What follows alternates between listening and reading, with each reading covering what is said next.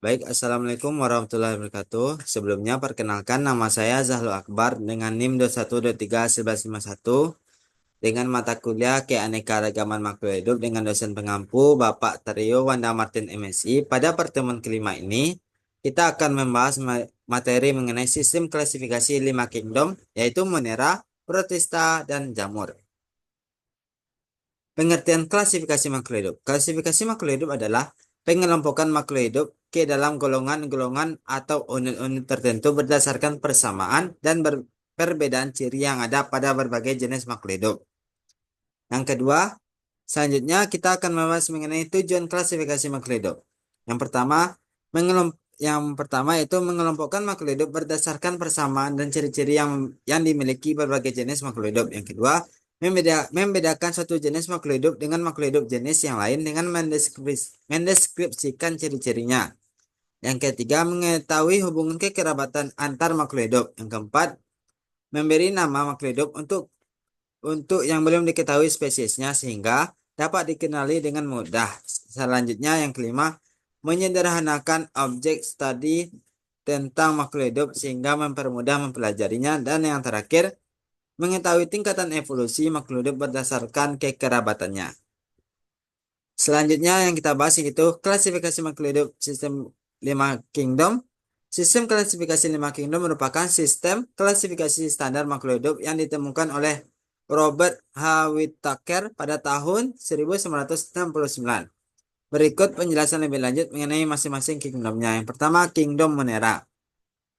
Kingdom Monera merupakan klasifikasi makhluk hidup yang tidak memiliki membran inti atau organisme prokariot, tapi mempunyai bahan inti berupa DNA atau asam inti. Makhluk hidup yang termasuk dalam Kingdom Monera ini terdiri dari Eubacteria, yaitu berbagai bakteri yang kita kenal selama ini, dan Archaebacteria, yaitu makhluk hidup bakteri yang hidup pada habitat ekstrim. Yang kedua, Kingdom Protista. Kingdom Protista adalah satuan kumpulan besar makhluk hidup yang terdiri dari satu sel atau uniseluler atau banyak sel multiseluler yang memiliki membran inti organisme eukariot. Kingdom Protista ini dikelompokkan secara sederhana seperti Protista yang mirip hewan, yaitu protozoa, Protista yang mirip tumbuhan atau alga, dan Protista yang mirip jamur. Selanjutnya, Kingdom Fungi atau Jamur. Kingdom Fungi atau jamur merupakan kumpulan besar makhluk hidup yang tidak memiliki kloroplas. Tubuh jamur sendiri ada yang terdiri dari satu sel saja, berbentuk benang atau tersusun dari kumpulan benang. Kemudian pada dinding sel jamur umumnya terdiri dari zat kitin. Oleh sebab itu, organisme jamur tidak dapat dikelompokkan dalam Kingdom Animalia atau Plantae, melainkan masuk dalam Kingdom Fungi yang terdiri dari semua jamur kecuali jamur lender atau Mysomicota dan jamur air Oomycota. Selanjutnya, Kingdom Plantae atau tumbuhan.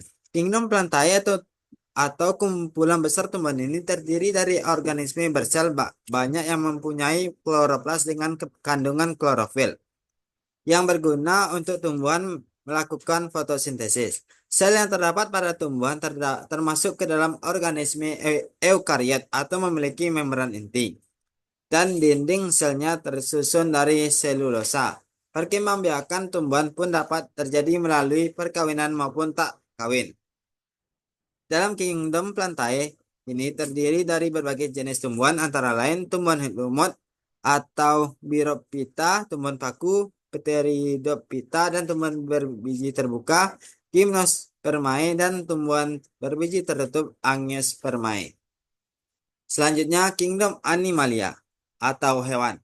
Pada Kingdom Animalia umumnya mengelompokkan berbagai spesies hewan yang sel-selnya mempunyai membran inti atau eukariot dan tidak memiliki kloroplas. Selain itu, hewan yang termasuk dalam kingdom ini adalah hewan yang tidak memiliki dinding sel. Berbeda dengan tumbuhan, hewan dapat bergerak aktif dan memiliki sistem saraf sendiri. Mungkin sekian pemaparan materi pada pertemuan kelima kita ini. Mohon maaf apabila ada kesalahan. Saya akhiri wabillahi taufiq wal hidayah. Wassalamualaikum warahmatullahi wabarakatuh.